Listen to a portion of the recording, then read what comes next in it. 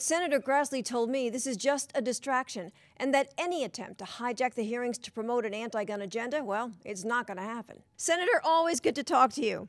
Always good to talk to you, Jenny. I thought your opening statement couldn't have been more clear to the Attorney General about what this is all about. But I got to ask you, because I know you told us going into this you were going to press him on when he first found out about Operation Fast and Furious. Are you any more clear now after his testimony yesterday?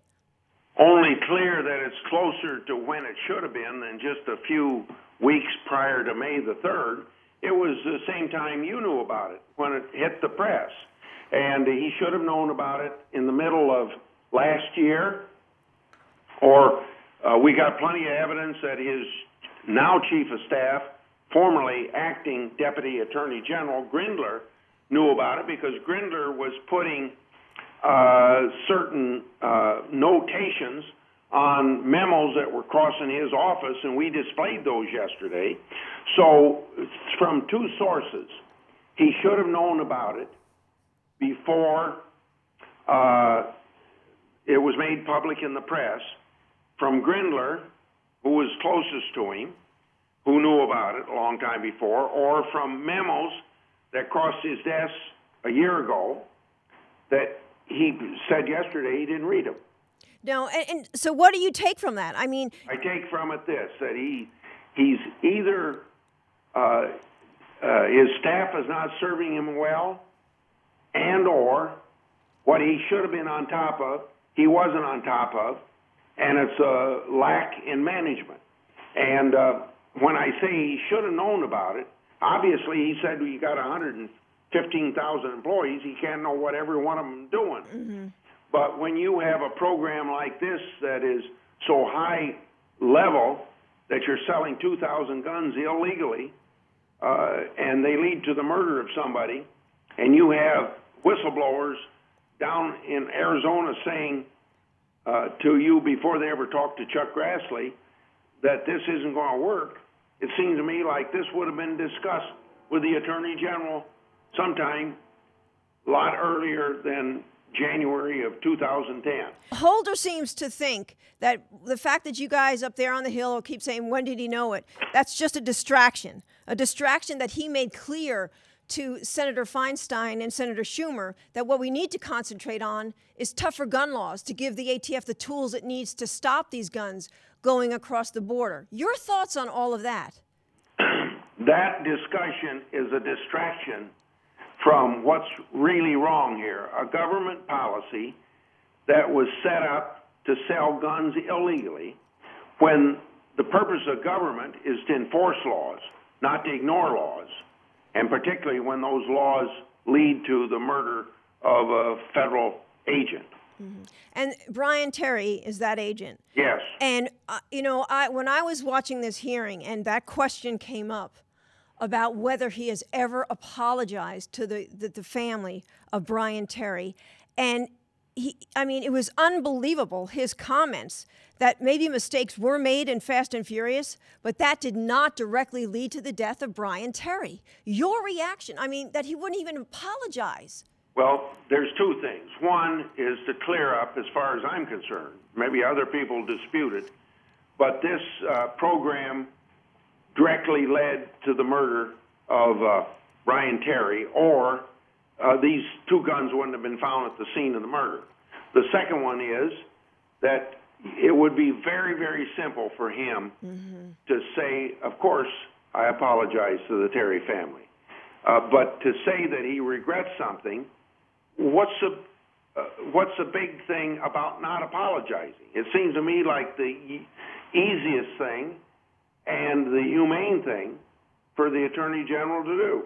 Especially when throughout his statement he was talking about how, these families deserve justice. It's just, the audacity to talk like that to a family that all they want is the truth, and you're trying to get at it. And so far that has not happened. No, the Terry family the Terry family does not have any information about this murder and what the federal government knows about this murder. Mm-hmm. Holder claims that this is just a big, Washington gotcha game. And no doubt he's talking to you and Congressman Issa.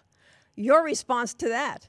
Well, I'll let Congressman Issa speak for himself, but for Chuck Grassley, after 31 years of oversight work and probably being harsher on Republican presidents of my own party than on Democrat presidents, I resent it very much. Mm-hmm. It's an insult. And, you know, again, this whole Bush blame game on Operation Wide Receiver, that was something, again, Senator Feinstein and Schumer pushed, saying, you know, hey, this was also done in the Bush administration. I mean, does that justify or legitimize what happened in Wide Receiver? Not at all. I mean, what happened in Operation Fast and Furious? Yeah, and if they want me to investigate what went on before, I'll be glad to do that. But, you know, isn't it odd? They accuse me of being partisan, and it's just last week that Senator Leahy decided to get involved in similar thing going on in the Bush administration. If he had been as quickly, instead of waiting 9 months to get involved, if he'd gotten involved with me 9 months ago, we'd probably be to the bottom of this by now. When you look at the entire hearing there and the testimony and his answering of the questions, what did you take away? What was your gut reaction to I took away that they're trying to avoid as many answers as they can without looking ridiculous. But I think the mere fact of trying to be so careful and avoiding giving specific answers does kind of make them look ridiculous. Well, is there any indication from your timeline that you had up there yesterday that the Attorney General has changed his story? Yeah, he changed it from at least a few weeks prior to May the 3rd to it being made public. Now, he'll really satisfy me when he says, you know, I did read one of those memos, or Grindler did talk to me about this back in sometime middle of 2010. But he's denying that at this point, and I can't prove otherwise.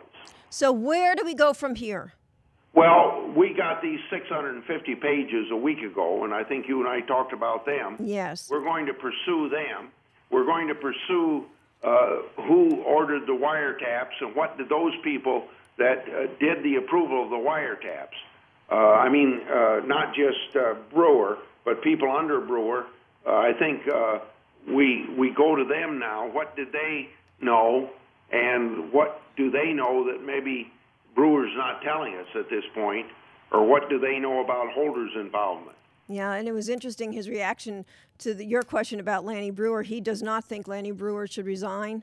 It's obvious the AG doesn't think he's going to resign or any need for him to resign. So where do you go? I mean, who's going to be held accountable? He thinks the changes they've made, the personnel changes, hey, that's an indication we're doing something. Yeah, and that's kind of fishy about Burke saying that he's the one that released that secret document that they wouldn't let us see, but he released it, and it had the name of Burke redacted, but it didn't have the name of Dotson redacted. That's kind of suspicious that comes out within a few hours after the interchange that I had with Holder on that very subject. Yeah, because you really pressed him on that, you know, the letters and all of that as well, the February 4th letter. Yeah. So it looks like more hearings and more testimony to come. Who do you think is going to be up next? Well, it's going to be, I think now it goes to December the 8th, and the subpoena of Holder before ISIS committee. All righty. Well, what would you like to see happen as far as who comes before your committee next on all of this? Well, we probably won't be so lucky to. I've had two. One yesterday, it was Holder's just regular appearance before our committee for oversight on any subject, so I was able to take advantage of that. The other one was Brewer coming before the subcommittee on another hearing, of which I was able to take advantage of of that hearing to ask Brewer about Fast and Furious.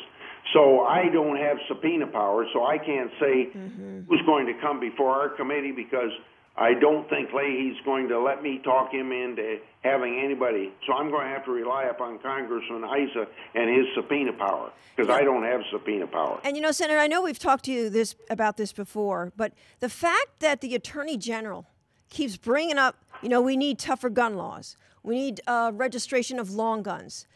Are you any more coming to the opinion that that's what this was all about to begin with?